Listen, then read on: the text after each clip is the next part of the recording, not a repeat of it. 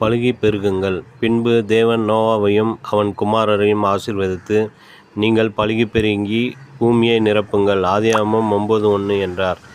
என் அன்பு வாசகர்களாகிய உங்கள் யாவருக்கும் என் அன்பின் புத்தாண்டு வாழ்த்துக்களை உளமாற கூறிக்கொள்கிறேன். கர்த்தருடைய ஊழியக்காரனாய் நின்று உங்களையும் உங்கள் அருமை குடும்பத்தினர் ஒவ்வொருவரையும் ஆசீர்வதிக்கிறேன். நோவாவின் வாழ்க்கையிலே ஒரு புதிய ஆரம்பம் உண்டானது. பழையவைகள் எல்லாம் ஒழிந்து போனது.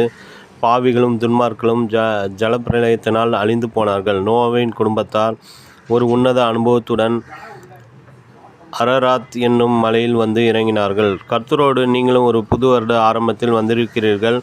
நோவாவையும் அவருடைய குமாரரையும் ஆசீர்வதித்த ஆண்டவர் இன்றைக்கு உங்களையும் ஆசீர்வதிக்கிறார். பலுகி பெருகி பூமியை நிரப்புங்கள் என்று நோவாவின் குடும்பத்தாரிடம் சொன்னவர் இன்றைக்கும் சுவிசேஷத்தால் உலகத்தை நிரப்பும்படி உங்களுக்கு ஆலோசனை சொல்லுகிறார். உங்களுக்கு ஆவிக்குரிய சந்ததியை நிச்சயமாகவே அவர் தந்தருளுவார். லாமேக்கின் மகனாகவும் மெத்துசலாவின் பேரனாகவும் ஏனோக்கின் கொள்ளுப்பேரனாகவும் ஆதாமின் சந்ததியிலே 10வது தலைமுறையாக வந்தவர் நோவாவாகும். அவருடைய மேன்மையெல்லாம் தேவனோடு சஞ்சரித்து கொண்டிருந்ததிலே இருந்தது.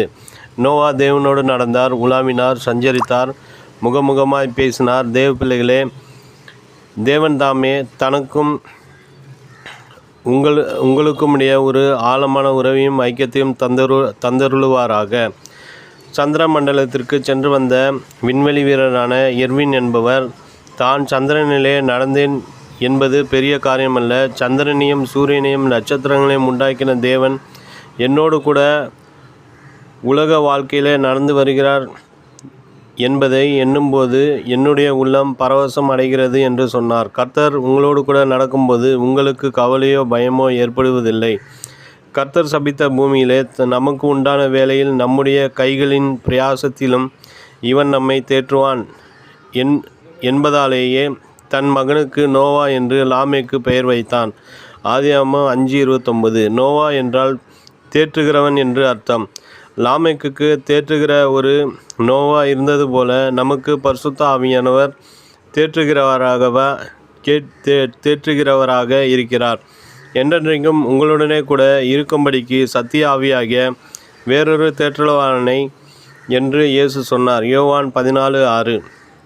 அவர் எப்படி நம்மை தேற்றுவார் தெரியுமா? ஒரு தாய் தேற்றுவது போல அவர் நம்மை தேற்றுவார். கர்த்தர் சொல்லுகிறார், ஒருவனை அவன் தாய் தேற்றுவது போல் நான் உங்களை தேற்றுவேன். நீங்கள் எருசலேமிலே தேற்றப்படுவீர்கள். ஏசாயா 66:13. தேவ பிள்ளைகளே, இந்த ஆண்டு உங்களுக்கு மிகுந்த ஆறுதலும் தேர்தலும் உண்டாக்கக்கூடிய ஒரு ஆசீர்வாதமான ஆண்டாக